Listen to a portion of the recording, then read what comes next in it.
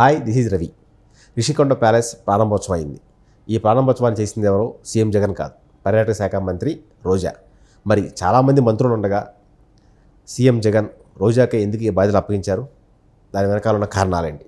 ఇదే అంశంపై మనతో మాట్లాడేందుకు ప్రముఖ జర్నలిస్ట్ సిఎస్ రావు గారు ఉన్నారు. ఆయన అడిగి మరిన్ని వివరాలు తెలుసుకుందాం. సార్ నమస్తే. నమస్తే Ravi. Sir, Rishikonda palace ready అయిపోయింది, ప్రారంభోత్సవం కూడా అయిపోయింది. సో దానికి చాలామంది మంత్రులు ఉన్నారు, వైజాగ్లో బొత్స ఉన్నారు, చాలామంది ఉన్నారు. కానీ వీళ్ళందరినీ కాదని జగన్ ప్రత్యేకంగా రోజాకే ఎందుకు అవకాశం ఇచ్చారు? సో దీని వెనక ఏదైనా కారణం ఉందా? ఒకటేంటంటే అసలు జగన్మోహన్ రెడ్డికి ఆ రిషికొండ భవనాన్ని ప్రారంభించడానికి అర్హత లేదు. ఫస్ట్ ఆఫ్ ఆల్ ఎందుకనంటే అది హైకోర్టులో ఉంది.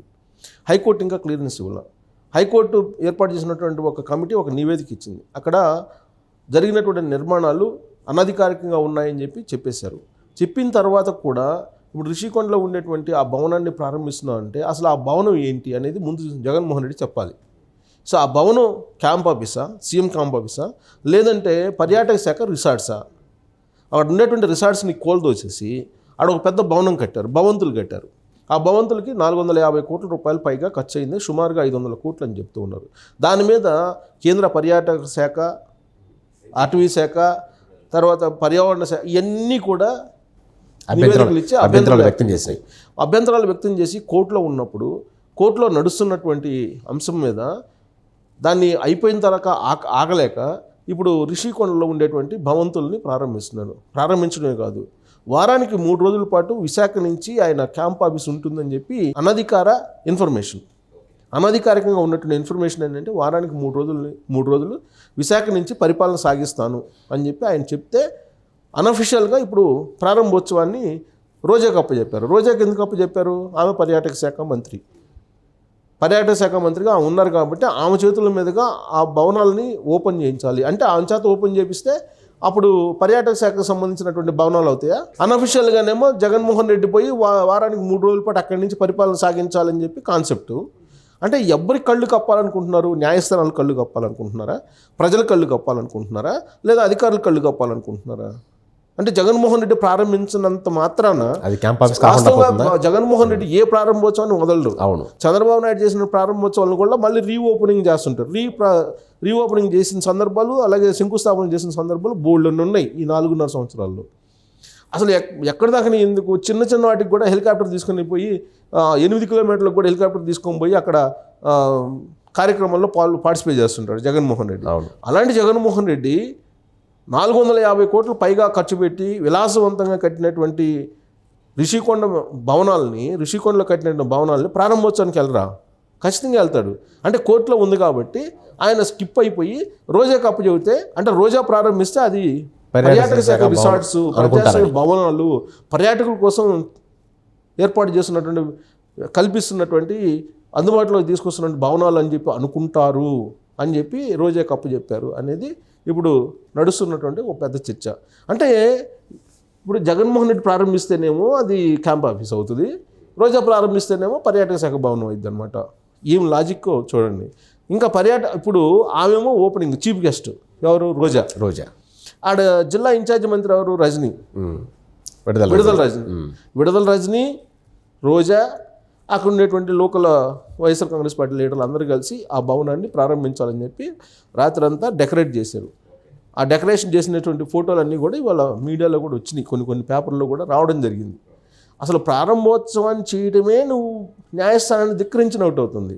సో కాబట్టి రేపు బాధ్యత ఏమని చేయాలి? ప్రారంభోత్సవం చేసినట్టు కోర్టు ఒకవేళ సీరియస్ అయింది అనుకుందాం, అంటే ఇప్పుడు ఆల్రెడీ కోర్టు డెసిషన్ ఇవ్వకుండా నువ్వు ఎలా ప్రారంభిస్తావు అని అంటే రోజాని అటెండ్ కమ్మంటాడా కోర్టుకి? జగన్మోహన్ రెడ్డి అటెండ్ కావాల్సి వస్తుందని చెప్పి రోజాని స్కిప్ పెట్టి ప్రారంభోత్సవం చేయించారా అనేది ఒకటి.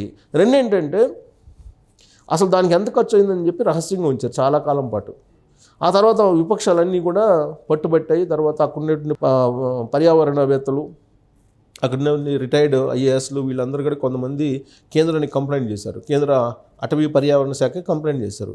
ఆ ఒత్తిడిని తట్టుకోలేక అప్పటి వరకు రహస్యంగా ఉన్నటువంటి జీవోలను బయటికి తీసి 450 కోట్లు అయిందని చెప్పి చెప్పారు. ఇంకా ఎక్కువ అయ్యి ఉంటుంది, 500 కోట్లు పైన అయ్యి ఉంటుంది అని చెప్పి చెప్తున్నారు. అసలు 500 కోట్లు పెట్టి అక్కడ క్యాంప్ ఆఫీస్ కట్టడానికి ఎందుకు ఆలోచించారు? అవసరం ఏంటి?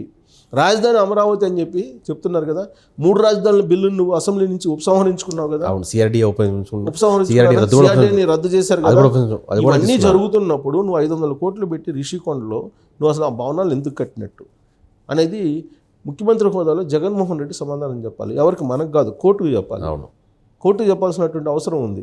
కోర్టు ధిక్కరణ కింద వస్తుంది. ఇది మొదటి నుంచి వివాదాస్పదంగా మారింది. అసలు రిషికొండని తొలచడమే అది పెద్ద పర్యావరణ చట్టానికి విరుద్ధం అని చెప్పి, పర్యావరణ నిబంధనలకు విరుద్ధం అని చెప్పి అప్పటి నుంచే గ్రీన్ ట్రిబ్యునల్లో కేసులు నడుస్తున్నాయి.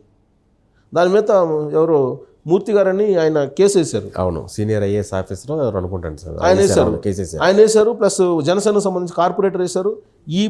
అది హైకోర్టులో వాదనలు జరుగుతున్నప్పుడే దాంట్లో రఘురామకృష్ణరాజు మళ్ళీ ఇంప్లీడ్ అయ్యారు. ఆ కేసులో ఇంప్లీడ్ అయ్యి ఆ కేసు నడుస్తుంది, వాదనలు నడుస్తున్నాయి.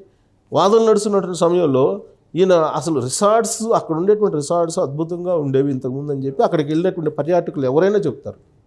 అలాంటి రిసార్ట్స్ని కోల్దోసేసి కొండని మొత్తం అసలు దానికి ఉన్నటువంటి ప్రకృతి అందాన్ని మొత్తం తీసిపడేసి తొలిచేసేసి భవంతుల్ని కట్టుకొని సీఎం కాంప్ ఆఫీస్ అని చెప్పి వారానికి 3 రోజులు నేను అక్కడి నుంచి పరిపాలన చేస్తానని చెప్పి నిర్ణయం తీసుకున్నాడని చెప్పి ఇప్పుడు సచివాలయ వర్గాల్లో వినిపిస్తుంది. అధికారులు అయితే మేము రామని చెప్తున్నారు. అధికారులు మేము రాలేమని చెబుతున్నారు. సో అంటే ఎలక్షన్ ఇంకొక 2 నెలల్లో ఎలక్షన్ అయిపోతుంది. ఈ వారంలో కోడ్ వస్తుంది.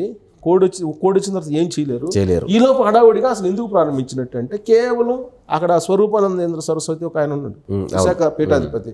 ఆయన చెప్పిన దాని ప్రకారం నువ్వు కనుక ఇక్కడ నుంచి కనుక పరిపాలన చేయకపోతే నువ్వు అధికారంలో రాలేవు అని చెప్పాడని చెప్పి ఆయన ఇమీడియట్గా వారానికి 3 రోజులు అక్కడి నుంచి పరిపాలన చేయడానికి అనధికారికంగా ఈ ప్రారంభోత్సవాలను పెట్టారు. అది కూడా రోజా చేసి చేపిస్తున్నారు. రోజాకి ఏమో సహజంగా అంటే మనం అనకూడదు, కానీ రోజాకి చాలా కాలంగా ఉన్నటువంటి పేరు ఏంటంటే ఐరన్ లెగ్ అని పేరు రాజకీయాల్లో. ఓకే, ఐరన్ లెగ్ అనేటువంటి పేరుని తుడిపేసుకోవడానికి ఆమె చాలా కాలం పట్టింది.